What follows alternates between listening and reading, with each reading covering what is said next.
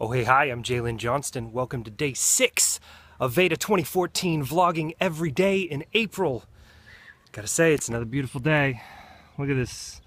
Got the kids down there playing in the little lake. That's Grandpa's lake down there. It's really just an extension of the water table. Whenever it gets finally wet enough in California, the water table rises. That little lake fills up. More of a pond. They're just splashing around about shin depth. Having fun. That's what weekends are all about. Happy Sunday.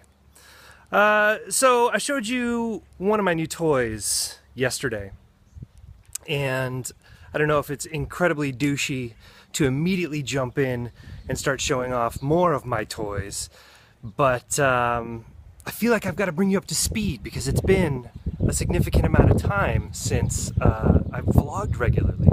The guitar was a pretty nice Craigslist score, and I gotta tell you, I came across another pretty nice Craigslist score lately as well.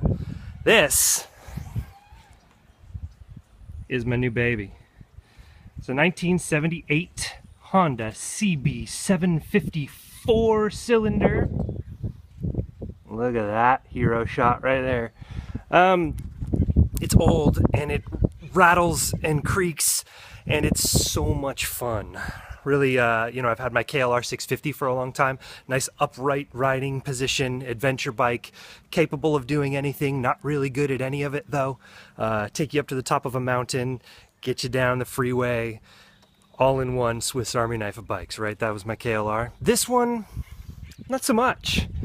That's that's for fun on the street, period. That's it. So I've been admiring all the form factor of the cafe racers and all these cafe bikes, like everyone has on the internet and on all their Pinterest boards and all that stuff, right? But I wasn't sure if I would totally love the riding position. You know, maybe it would make my shoulders cramp up weird and for extended periods of time, things like that. So I was looking for something to toy around with. I like working on bikes. I like kind of doing it myself, being able to tweak things and customize things and bolt on whatever accessories and, alterations I can find. So I found myself a project, and this one was the candidate, the perfect candidate.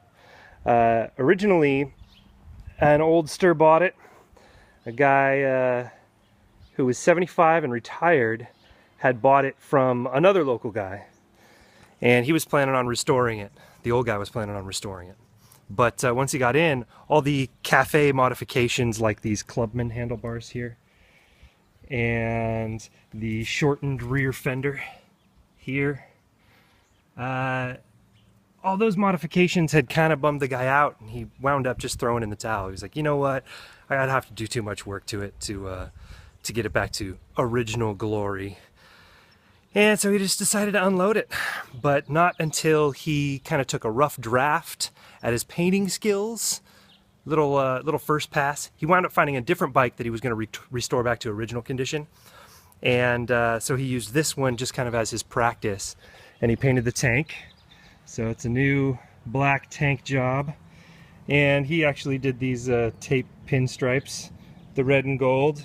I don't mind that. It's Niners colors, right? Go Niners. San Francisco.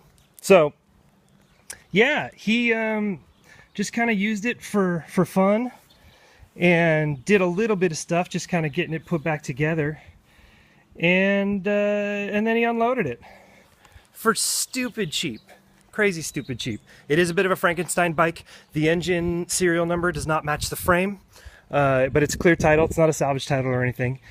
And let's see, what else do I need to go into about this beaut? I will say I'm not really a big fan of these air pods, these air filter pods, these funky little carbon fiber things. I don't know. I'm going to swap those out for just some standard K&Ns. So those are on their way. I'm not really sure what else I'm going to do to it yet, though. The pipes are nice and rusty, and I definitely need new brakes. Just in terms of brake pads, it's squeaking quite a bit. And when it runs, it rattles. Let's show you that. Not really sure what else I'm going to do yet. fires right up pretty good. It's got a busted choke table. So this is just a little random pull bar. That's my choke lever now. You can hear it run.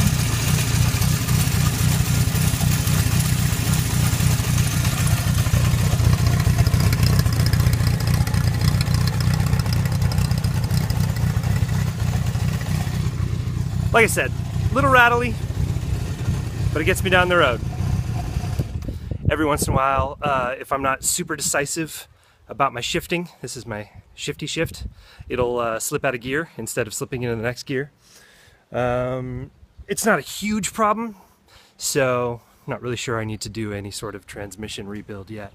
But really, like I said, this is really just kind of a rough draft for me too, to get me into the form factor, get me into the riding position of one of these cafe street bikes, and just see if I love it as much as I'm hoping I do. Yeah, so I don't know. But all in, 1,600 bucks. Not bad. Not a bad deal. That'll be worth it for me to be able to ride around for a little bit, have a little bit of fun, and then you know, see what I want to do with the bike. Maybe alter some more things, tinker with it a little bit, or maybe just pass it on for somebody else to enjoy at a nice low price, and get myself into one of the newer, like a Triumph Thruxton or something like that, something a little more modern, something fuel injected. Yeah, motorcycle stuff, huh? I'm fun. I am fun when I'm on this. So yeah, come visit. Let's go for rides, and I'll talk at you later. Okay, bye.